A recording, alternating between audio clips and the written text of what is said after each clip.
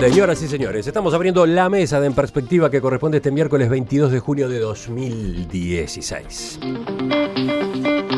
Y vienen los saludos a Teresa Herrera, buen día. Buen día, Emiliano, buen día, audiencia. Heber Gato, que vuelve a ser nuestro invitado, ¿qué tal, Heber? Buen día, ¿qué tal? Guillermo Fossati, que reincide, ¿qué tal, Guillermo? Muy bien, ¿cómo están todos? Buen día. Por lo visto no te fue tan mal. No, por el contrario, lo disfruté mucho. Vamos a ver cómo sigue esta serie. Y Rafael Porsekansky es el cuarto. ¿Cómo te va, Rafael? Buen día El para Benjamín. todos. El Benjamín. Ha cumplido años el Benjamín en estos días. ¿Eh? ¿Cuántos? Como todos. 41. ¿Cuándo fue? El jueves pasado. Bueno, feliz cumpleaños. Muchas gracias. Nos habíamos descuidado con ese dato.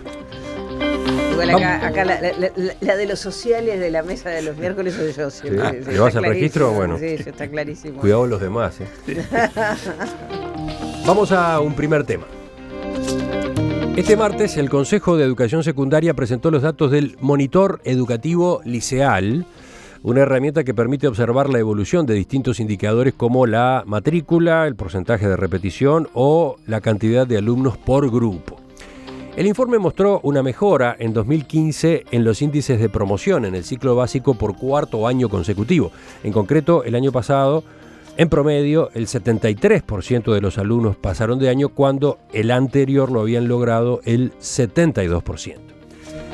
Si bien las notas de promoción tendieron a mejorar en los últimos años, la mitad de los promovidos lo hace con la calificación mínima de 6 o a lo sumo 7. Además, el informe indica que 1 de cada 3 estudiantes comienza primer año de liceo con más edad que la que debería y que el 41% de los alumnos de los liceos diurnos tiene al menos un año de extra edad. Estos son algunos de los elementos que surgen de este documento, pero vayamos a la lectura que ustedes hicieron. Guillermo, empezamos por tu lado. Bueno, sí, yo lo primero que señalaría es que en realidad los problemas, vamos a quedarnos con la educación media porque este es el monitor educativo de educación secundaria. Los problemas de la educación media van mucho más allá de los indicadores que presenta el monitor. Es decir, si consideramos los aprendizajes y la relevancia de lo que se enseña, allí nos encontramos con problemas mucho más serios. Por lo tanto, hablar, por ejemplo, de tasas de repetición. Las tasas de repetición no es un indicador confiable, está más que claramente demostrado que no es un indicador confiable. Básicamente, ¿por qué? Porque hay variaciones muy importantes en los criterios o el punto de corte que podría definirte como suficiente o insuficiente un nivel de aprendizaje logrado. Un repetidor en un sistema, en un centro educativo determinado podría ser un aprobado en otro y hasta aprobado con nota en otro. Es decir, la variación es importante y por tanto no es un criterio que pueda ser considerado válido para tomarlo solo como un elemento de la calidad educativa. Sí, hay otros elementos importantes, la extraedad, por ejemplo, que es algo que preocupa. A mí la primera preocupación que me surge de esto es a veces la tendencia eventual a procurar un movimiento de determinados indicadores en la dirección que uno quiere que se vayan moviendo. Procurar un movimiento. Claro, en el siguiente sentido. Es decir, hay una serie de objetivos o metas trazadas por el gobierno. El doctor Vázquez, ya desde que inició su presidencia, lo fue presentando, como decir, el 75% de egresos del primer ciclo de educación media, el 100% de egreso del primer ciclo de educación media y el 75% de egreso de la educación media en su conjunto. El segundo es absolutamente misión imposible, es construir castillos en el aire. Estamos en algo menos de un 40%, de ahí pensar que se puede llegar a un 75% es absolutamente inviable. Salvo que el sistema en su entre comillas, transformación, porque yo estoy pensando en permisividad, algo así como que el pase social de primaria se traduce también en un pase social de la educación media y se te termina por producir que logras aquello que querés efectivamente lograr, pero te estás haciendo trampas al solitario. ¿Y algo de eso puede estar pasando en este caso? En el siguiente sentido, en el entendido de que si no presentamos la otra cara de la moneda, que es, bueno, qué es efectivamente lo que aprenden. Porque las preguntas más relevantes es qué, cómo y cuánto se enseña, qué, cómo y cuánto se aprende y cómo se distribuye el aprendizaje entre el alumnado. Y este último es muy importante para poder ver. Nosotros somos un país que claramente tenemos un sistema educativo que está entre los más desiguales del mundo. Y esto hay varios estudios internacionales que lo han puesto en evidencia. Las distancias que separan a los que están ubicados en el primer quintil de los que están ubicados en el último quintil es enorme. Rafael, ¿tú cómo viste este documento, este informe? Bueno, yo leí con atención algunas de las cifras, además conozco bien a uno de los técnicos que está involucrado en esto, que es el sociólogo Santiago Cardoso, que me merece toda mi confianza desde el punto de vista técnico. Lo vi con un menos que moderado optimismo en este sentido. Los datos en sí son buenos, es decir, que haya por ejemplo, un menor número de alumnos por clase, una evolución favorable, está bien. Que suba lentamente la promoción de alumnos, también, o sea, la dirección es buena, pero estamos tan mal que le pido mucho más al asunto, ¿no? Y además me permito en este tema en particular ser desconfiado. ¿Por qué soy desconfiado? Porque aquí nos han prometido que se iba a cambiar el ADN de la educación y ningún ADN va a ser cambiado, esa es la realidad. Se están haciendo pequeños movimientos porque la pulseada interna que hubo dentro, ya ni siquiera con los sindicatos, sino dentro mismo del Codicen, la ganaron los sectores, entre comillas, más reticentes a hacer los cambios. Estoy hablando de que renunciaron Filgueira y Mir y quedó, por ejemplo, Wilson Neto. Y Wilson Neto es una persona que tiene, y otra serie de técnicos, no solo él, tiene una visión digamos, mucho más gradualista, incrementalista y lenta. Ahora, ¿por qué digo que lo veo con menos que moderado optimismo? Bueno, por varios asuntos. Si bien Uruguay en muchas cifras, cuando lo comparamos con América Latina, queda bien posicionado, pobreza, desigualdad, PBI per cápita, muchísimos indicadores sociales, en educación secundaria para nada. Por ejemplo, de los jóvenes que tienen entre 20 y 24 años, tiro un solo dato, del porcentaje de jóvenes de 20 a 24 años, el porcentaje que terminó secundaria es muy bajo en comparación a Chile, porque está en el tercio más o menos. En Chile está en el 80%, en Argentina es muchísimo más alto.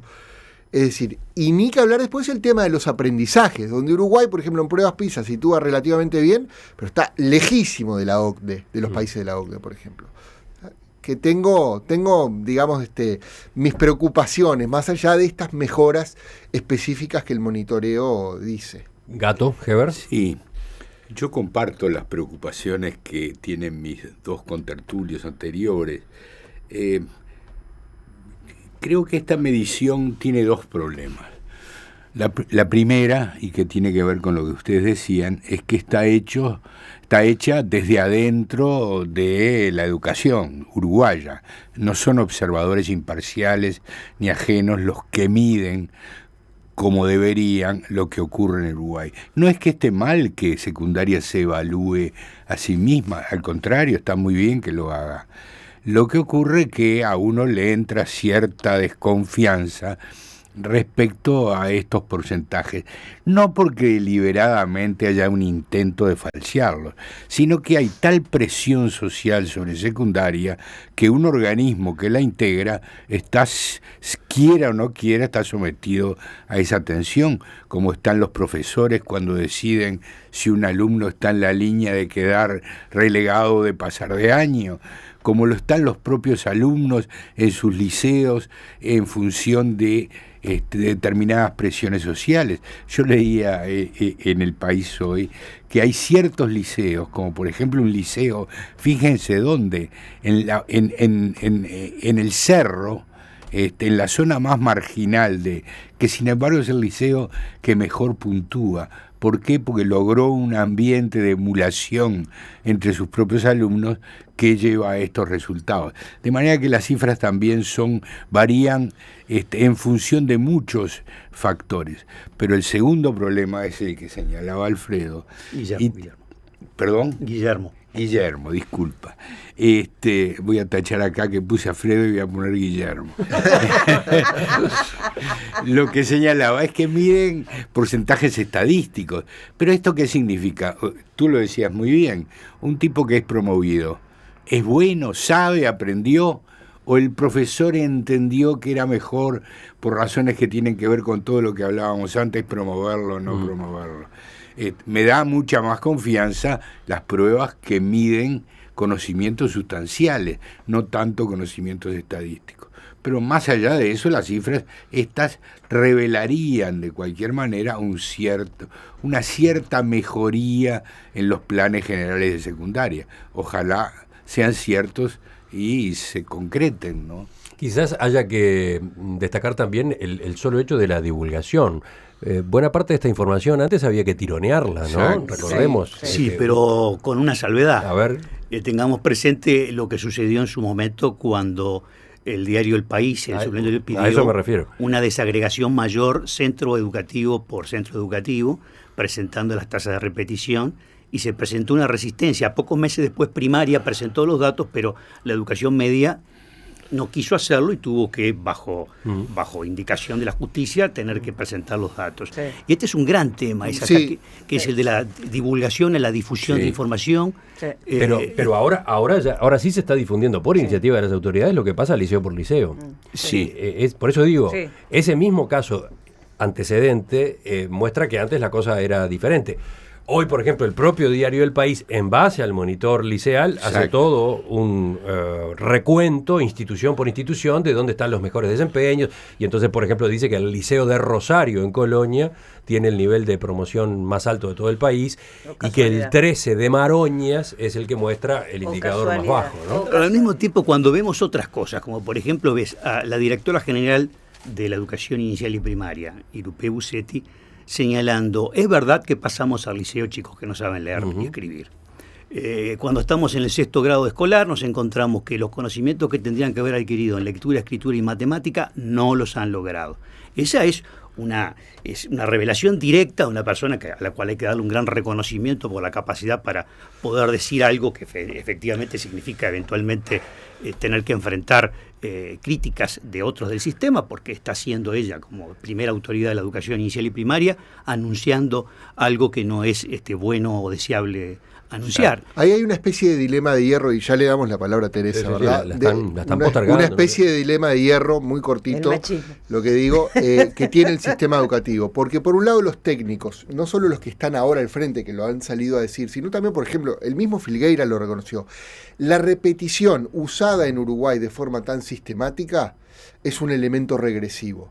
Por otra parte, la promoción a cualquier costa tampoco sirve. Y ahí, en esa encrucijada, es que está el país en este momento. Ellos proponen, y perdón Teresa, ya termino, proponen uno de los, temas para abordar de inmediato, es pensar la repetición, ¿no? Exacto.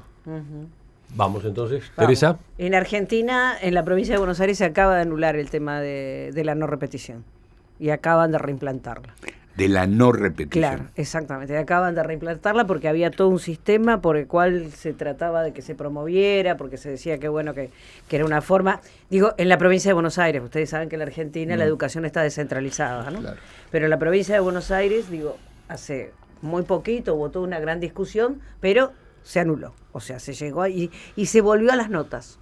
Cosa que tampoco estaba... Y a las reglas, a los niños. No, tanto como eso, todavía no llegaron a eso, pero simplemente por decir, después de muchos años de un manejo de no repetición y de no notas, volvieron a la situación de, no sé cómo les irá, pero la evaluación que tienen es que no les iba bien de la otra forma, a pesar de que, como decía muy claramente Rafael, es cierto que Uruguay igual presenta los niveles más bajos, ¿no? Determinados de determinación de secundaria y todo lo demás. Yo me preguntaba cuando veía estos números, hay dos cosas sobre las cuales quiero hacer hincapié. Una sobre los números en sí mismos. No tuve tiempo de profundizar porque los recibimos ayer, realmente me hubiera gustado profundizar más, pero me pregunto, cuando decimos que aprobó el 75%, yo me pregunto, ¿el 75% de qué 100%? Porque yo no sé si ese 75% está hecho sobre la base de los que ingresaron a primer año y tiene en cuenta la deserción. Porque el problema, uno de los problemas más graves que tenemos, no es solo con qué condiciones egresan los que egresan, sino todos los que se van perdiendo en el camino. Si yo no vi Del material, números de eso no hay acá. Del material que yo recibí y que, insisto, leí, lo recibimos anoche tampoco, ¿no? Digo, está bien, Emiliano siempre sabemos, todo el mundo, la audiencia sabe que nos tortura así con kilos de papeles, digo, a última hora, pero bueno, pero de todos modos, busqué los kilos de papeles. Perdón, la iniciativa de tratar este tema vino de la mesa, ¿no? Vino de la mesa. Vino de la mesa, por favor. Yo soy una de las proponentes, te estoy tomando el pelo. Pero digo, entonces, más allá de eso, me estoy vengando de que no me dejaron hablar antes. Más allá de eso, el tema ese 75, insisto, ¿cuál es el 100% de ese 75? Es de los que llegaron al final, ¿de dónde partieron? Porque, sí, de hecho ya plantean que en primer año de liceo desaparecen varios. Por eso, Sí. entonces si desaparecen varios, y si uno suma los que van desapareciendo a lo largo del camino, que eso sí lo ponen, no entiendo cómo puede haber llegado el 75 a aprobar. Eso es lo que no puedo llegar a entender. Para mí es el 75 de los que después se fueron descartando. Entonces quiere decir que es mucho menos de la cohorte que tendría que haber terminado, porque si a eso le agrego la extraedad, bueno, ni que hablar. Entonces, a mí me parece que ese es un primer dato que hay que profundizar para poder tener una conclusión certera. Y el segundo dato es esto que estamos hablando de la desigualdad educativa. Es decir, no puede ser que depende a qué colegio yo vaya o a qué liceo vaya, es lo que aprendo o lo que dejo de aprender. Y muchas veces, y acá también creo que es otra autocrítica que tiene que hacer el sistema en su conjunto, muchas veces eso no solo tiene que ver con la marginación económica, también tiene que ver con lo económico, pero con la disculpa al cliente y que siga pasando. Yo he tenido oportunidad de dar clase en universidades privadas, digo, también me ha pasado en la pública, ¿no? Porque todos sabemos que el deterioro educativo, ¿verdad? Pero digo, me ha pasado a nivel de posgrado en la pública de tener alumnos que yo no podía creer, a veces hasta hacía la prueba de decir en la clase escueto, y me encontraba con que nadie sabía qué quería decir esa palabra, ¿no? Gente que ya había terminado un grado universitario. Y también me ha pasado estando en universidades privadas donde se supone que la formación de los alumnos debería ser un poquito mejor, ¿verdad? Vienen de colegios pagos, últimos años, y realmente los baches educativos son terribles. ¿Por qué? Porque muchas veces, no estoy diciendo que sea el caso de todos los colegios privados, por favor, ni estoy diciendo que sea el caso de todas las universidades privadas, ni estoy diciendo que sea el caso de todos los alumnos. Afortunadamente el mundo no es tan homogéneo, pero lo que sí es cierto es que muchas veces, así como en el colegio, en el liceo de Maroñas, se aprende poco por las condiciones socioeconómicas, también en otros lugares, y cómo no vamos a promocionar al alumno, porque perdemos el cliente. Y eso también me parece que es una cosa que tiene que ponerse, porque a mí me parece que lo educativo, lo único que vale es lo educativo, nada más. No tiene, o no hay otras cosas que puedan valer. Si uno sale de estos datos que son de un año en específico, de unos pocos años, y uno ve el bosque, los últimos 25 años, la evolución de la educación secundaria en América Latina versus la educación secundaria en Uruguay, uno ve en Uruguay una educación estancada en todos los índices, en lo que tiene que ver con los que por ejemplo se reciben de bachilleres, donde se recibe un porcentaje pequeño, como se decía, 1/3, pero además, lo que decía Guillermo, hay una diferencia de clases de las más pronunciadas de América Latina. Claro. Menos del 10% de los chiquilines pobres se recibe de bachilleres, por ejemplo, contra el 70% del quintil, el 7%, menos del 10%, la cifra exacta es del 7%, contra el 70% del primer quintil. O sea, eso es lo que ve. Entonces, cuando uno al mismo tiempo ve que en el Uruguay no se ha metido el bisturí a fondo en la educación secundaria, uno de pronto, en el mejor de los casos, va a esperar mejoras marginales. Porque la verdad, eso de la reforma educativa no es puro cuento, tiene que ser hecha. Yo quisiera de todas maneras también hacer un comentario, porque casi todas las lecturas que se hacen sobre el tema de la educación se pone el foco en la educación media. Y se entiende, el problema crítico que tenemos en Uruguay está en la educación media, cosa obvia y que nadie podría discutir. Pero con eso también se está desdibujando la importancia de la educación primaria y la educación inicial. Las brechas se instalan muy tempranamente y generalmente lo que sucede es que se van acumulando y se van ensanchando a medida que se va ingresando y recorriendo la educación formal. Y este es un aspecto que es muy importante decirlo, pero incluso comienzan a instalarse antes de que por primera vez ingrese en un aula el chiquito. Hay una investigación de un colega de la Universidad de Stanford que lo que procura ver es el desarrollo del lenguaje y estudia chiquitos de 2 años y contrasta los que están con nivel socioeconómico-cultural muy bajo y los que están con nivel socioeconómico-cultural muy favorable. Y lo que encuentra es que a los 2 añitos de edad hay 6 meses de atraso en la adquisición del lenguaje entre los unos y los otros. 6 meses en 2 años de edad. Esa brecha que se instala tempranamente en lo que es el vocabulario y lo que es la adquisición del lenguaje básico, luego tiene impacto en la lectoescritura. Claro.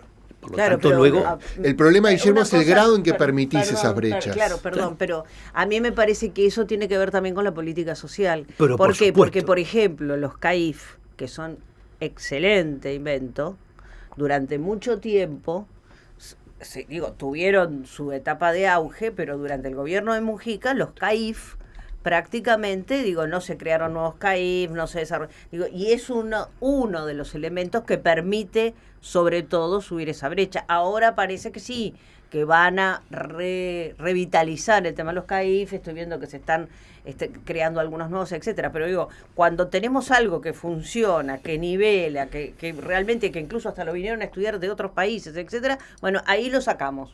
De todas maneras también, y acá apuntando a algo que tú señalabas, que remite a la importancia de las evaluaciones externas, porque siempre la autoevaluación es sospechosa. Totalmente. Yo lo aplico también al CAIF, que goza de un prestigio bien ganado, sin ningún lugar a dudas, pero de todas maneras bien merecería una evaluación externa, por ejemplo, para ver cuál es el perfil de entrada que tienen los chicos cuando llegan al primer año escolar. Es decir, cuántos están en condiciones efectivamente de beneficiarse de los procesos de enseñanza-aprendizaje y cuántos ya tienen en sí un rezago en ciertas características de desarrollo neurocognitivo, por ejemplo, que los va a marcar y de ahí en más lo seguirá marcando, ¿no? No hay duda.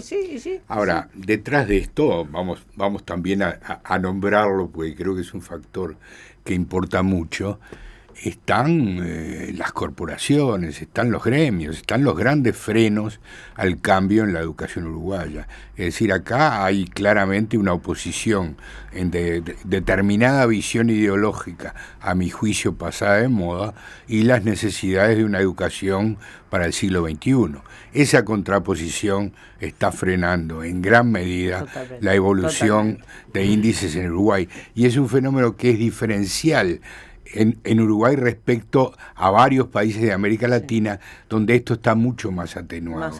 De manera que es una característica propiamente uruguaya, ese corporativismo en la enseñanza. Y otra cosa que también tenemos que tener en cuenta es que en realidad, cuando nosotros tenemos un niño de un nivel socioeconómico y otro niño de otro nivel socioeconómico, el trabajo que hay que hacer sobre el niño de nivel socioeconómico más bajo es mucho más importante.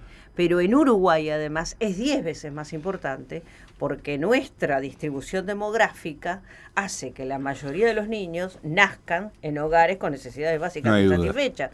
Con lo cual, en realidad, estamos comprometiendo totalmente lo que va a ser el futuro del país, ¿no? La infantilización de la pobreza. Y a esta altura de la adolescencia también, ¿no? Entonces...